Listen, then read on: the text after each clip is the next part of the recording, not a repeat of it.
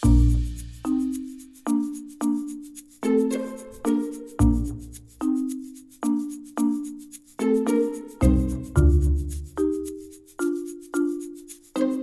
everyone, this is Shel from Paper Rock TO Studio, and today I have some more index cards a day. Yes, yes, yes. This is day 32, 33, and 34.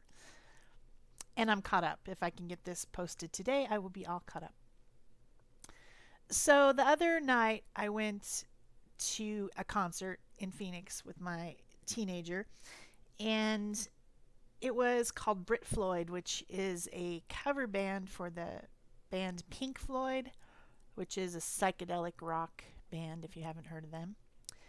And not only does the band do an excellent job of covering Pink Floyd songs and making all the weird noises and electronic sounds that they used in their music, they also have a huge light show, lasers, big screen. I mean, it's a huge show and very entertaining, but also very I don't know, psychedelic because it's psychedelic rock.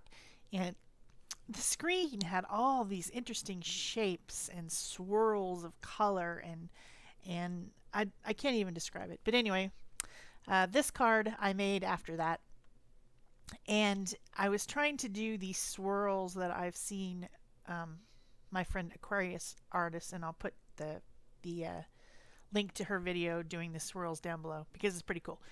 I didn't use the right paint, I don't think. I was using the PBO Dyna shimmery paint, and I need to do it with a different type of paint. It didn't really come out the same way as hers, but I gave it a try. So I made the little swirls over that background that I had done with jelly printing, which already looked pretty psychedelic. Then I went over it with that stencil, which is from the Crafters Workshop, and that thing kind of reminds me of tie-dye, or it could be lace as well. So I put that in the middle of each of the little swirls that you can't really see that well. And then I thought, what should I put on this? Hey, mushrooms. Of course. Why wouldn't you put mushrooms on this? That's like that theme goes right in with the other themes. So I decided to draw some mushrooms on there. First time I've ever drawn them. They kind of look like spaceships, but I think you get the message. They're mushrooms. They're little toadstools out in the forest.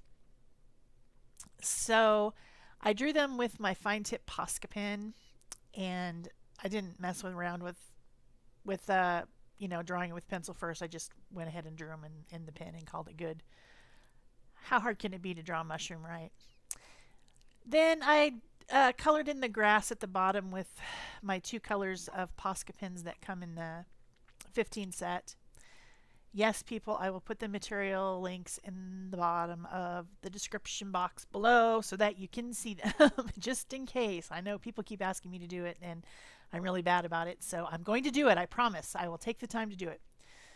So then I'm just using some Liquitex Basics acrylic paints to paint in my mushrooms. Now these paints, because they are a student grade acrylic, are translucent, not opaque at all. So you can see the design coming through from the background and even a little bit of the shimmer through the paint. And then when I blend it with the titanium white, which is an opaque color, titanium white's always an opaque color, it kind of changes the opacity. It's kind of interesting to see what different paints will do. Like this very same color of paint in a different grade would be completely opaque. So that's all very interesting to me and new and different. And the other interesting thing is that craft paints are almost always flat and opaque, even though they are very low grade as far as pigment goes. They don't have that much pigment in them, but they must have some type of fillers that are making it opaque. I don't know. Except for those neon ones that I had the other day were very translucent. So I'm not sure. I'm not a paint scientist or a chemist, and I don't really understand any of it. I just know that there are definitely differences in how much you pay for paint and what grade it is versus the opacity and the amount of color that you get. It's interesting to me. Maybe not anybody else, just me. So I just keep painting in my mushrooms. I'm making them all purple because there was a that color was in the background on the jelly print, and it even came through after I put the shimmery paint over the top. You could still see that purple very strongly. It's kind of a warm purple color. And then I used orange underneath where the little, what are those things called? I don't even know. They look like fins. I know they're not fins. Mushrooms are not fish. I know mushrooms are not fish. So anyway, I used the orange under there. And then I did bring out some of that copper paint that is also the Dyna PBO paint that I really like. That copper, shimmery copper is so pretty. So I brought some of that out and I used that on the spots and then also on the fins underneath as well. And I also spattered some of that copper paint and then spattered again with a little bit of white just to make a few more little random spots on my mushrooms that I hadn't painted in. Then I gave it a good dry, of course. Make sure you give it a really good dry or you're going to be a Posca pen murderer because the acrylic will get on your pen and ruin it. Although a person who subscribed left a comment and said that she used sandpaper and like scratched off the dried acrylic off of her pens and it worked. So there's a little tip for you. I haven't tried it because once I murder a pen, I just I bury it. I give it a proper burial in my bin.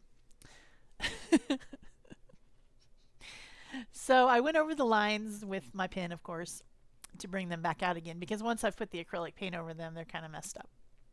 Then some black ink around the edges, the Ranger Archival, and there you have it. You can't see the shimmer very well, but it's there, promise. It's there. So for day 33, I decided I wanted to try that technique again with my Brushos. The last time I tried this, I used Magicals and I used the Ken Oliver. And then I got these Brushos from my friend for Best Friends Day because she's awesome like that. Yeah.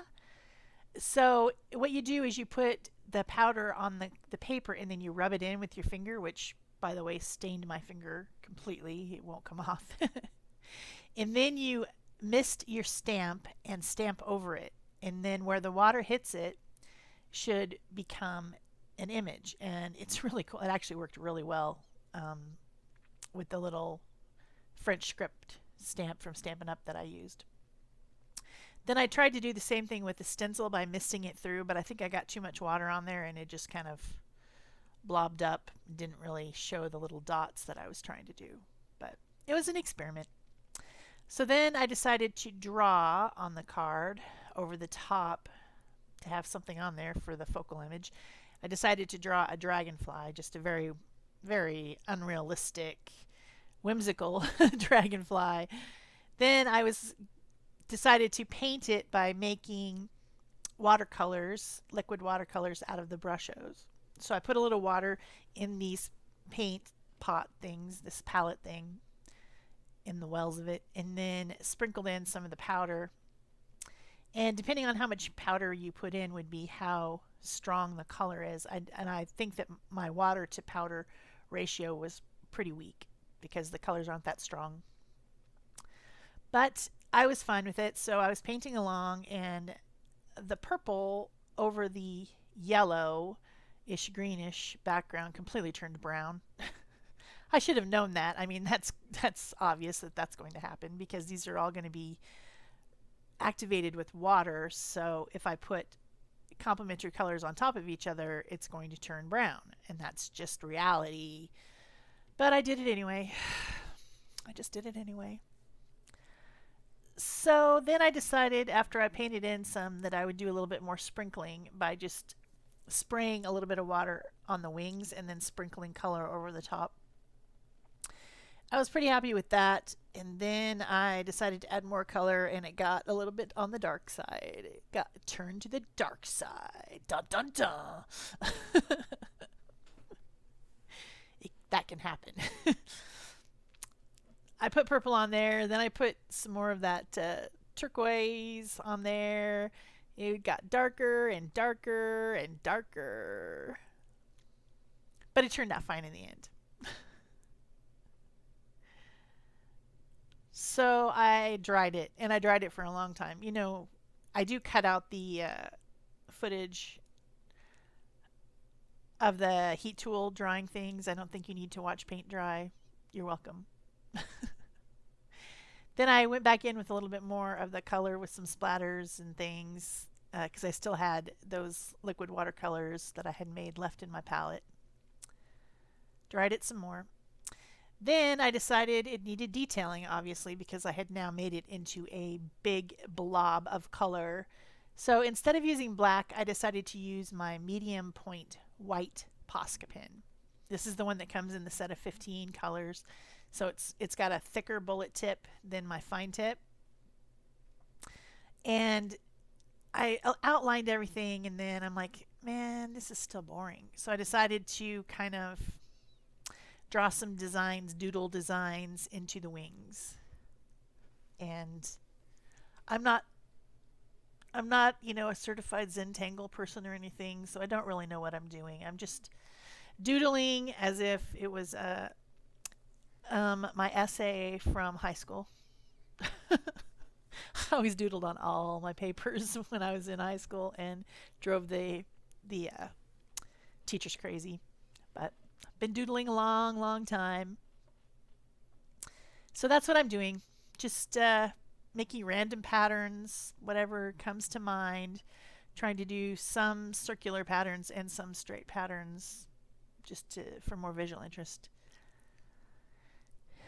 Now my pen isn't coming out as white as I want it to be. It is not as white as I want it to be. And that's because it's blending with the Brushos and dirtying it up a little bit. So I'm going over the lines a few times, and eventually I even get my fine tip out and go over my dots and a few things just to make them a little bit more whiter because they weren't as white as they should be. It's easier to make a nice circular dot with that fine tip than it is with the medium tip. Then I went around the edges with my archival blue, cerulean blue, and because edges. Then I decided that the wings needed some glitter, so I got out my Deco Arts glitter medium. This is a Deco Page medium, and it has fine glitter in it. Went over it with that and dried it, and it was a little bit glittery, but then I decided I needed even more glitter, so I got out my Whimsical brush pen and went over it again. Now that it was sealed with the decoupage, it won't get on the brush tip of my pen and ruin it, or make it colored or whatever, because that's the clear Whimsical. I want it to remain clear. Then a couple Tim Holtz small talk stickers on there because those work really great for these iCads and for artist trading cards. They're small and cute, and I'm really enjoying that little sticker pad. Then I just outlined those with some turquoise, and there you have it. For day 34, it's the 4th of July. That's today. Happy Independence Day to anyone who's from the United States. If you're not, happy day. Happy Monday, okay? So, of course, because I'm American, I needed to draw an American flag on Independence Day because it's kind of almost required. I mean, it's not required, but you know what I mean. It's almost required that I should do that. So I was trying to make kind of a waving flag, not completely curled up, but slightly curved, like it's waving in the wind. Although it's not windy here, so our flag is flying very flat. So I drew it with my soft graphite mechanical pencil. Then these are the Inktense pencils, which are activated with water and then become permanent once they're dry. I love these. These are great because being a mixed media artist, I'm constantly putting other wet things over the top of things. So once these are dry, they're done being activated with wet stuff. Of course, I'm not going to put anything else on top of this. I'm just using them to color with. But you get the idea. They're cool. So I'm using 3 different colors of red, kind of a deeper red and then a medium and then kind of a more orangey one at the top. And blending those together using the water brush. That's a water barrel brush, Aquash is what it's called. And I'm just going to be coloring a lot. Just coloring a lot. Blending in the colors together. Coloring some more. Blending in the colors together. So while I'm doing that, what can we talk about? Oh, of course, I have to say my things. If you like this video, please give it a thumbs up. Subscribe so you don't miss any videos. Comment so I know you were here.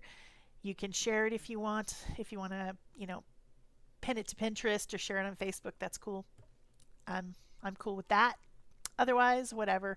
I'm going to keep saying that every video if I remember to do that, because when you do those things, YouTube understands that I'm making videos that people like, and then they recommend it to other people, and that helps my channel. So if you want to do those things, great. That would be awesome. What else can we talk about? I will tell you one thing that I did to this card after the fact and forgot to film it. So you'll see it in the pictures and you'll be like, how did that happen? I put silver Stickles glitter on it and I didn't film it. I'm sorry, I forgot. Sometimes you just get an idea and you have to do it and the camera doesn't get turned on, so that's fine. Whatever. It was just a little bit of Stickles. Just a little bit of Stickles. So for the blue and the stars, I'm using 3 different colors of blue pencil. And I'm trying to make the lightest be at the top and the darkest be at the corner, the lower right-hand corner if you're looking at the card. However, it doesn't really show up that much, but that's what I'm doing. That's why I'm not like coloring the whole thing and then activating the whole thing. I'm like adding different colors and trying to blend them together. And then going back over that corner trying to get it darker.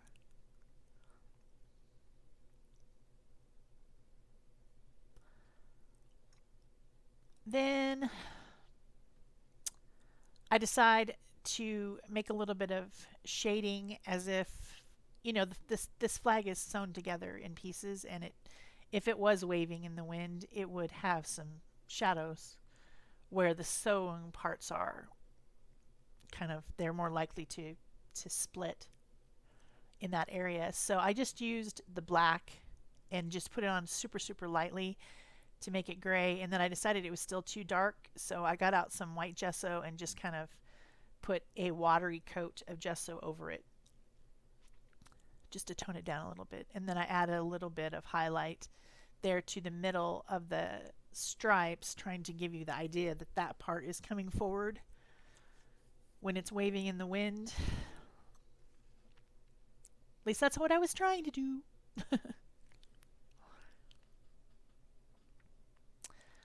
And then what did I do? Oh yeah, I went around the edges, of course. This is the watering can color archival ink from Ranger. Got a little bit too much, so I just cleaned it up before it was dry. Then again with the small talk, and I found a couple stickers. One that says God Bless America and another with one that says red, white, and blue. And I thought those were appropriate, so I put those on. Didn't like them there. Moved them. No, didn't like them there. Finally found a place I was happy with them there down at the bottom. Then this is my white fine tip Posca pen, and I'm just kind of touching up some places where I went over the stars on accident with some of the blue. And then I thought, hey, I'll add some splatters because splatters. So I did that with the pen, and then I thought, well, I'll add some red splatters with the other pen, and then I'll add some blue splatters. So there's 3 different color splatters because that's the way I like it. Then I just drew the blue lines and then the red lines around the stickers. And of course I did the Stickles after the fact, so you won't see that. But, oh yeah, and I added a little bit of yellow shadows in the whites because I thought it looked better. So that's it for me. Thanks. Bye bye.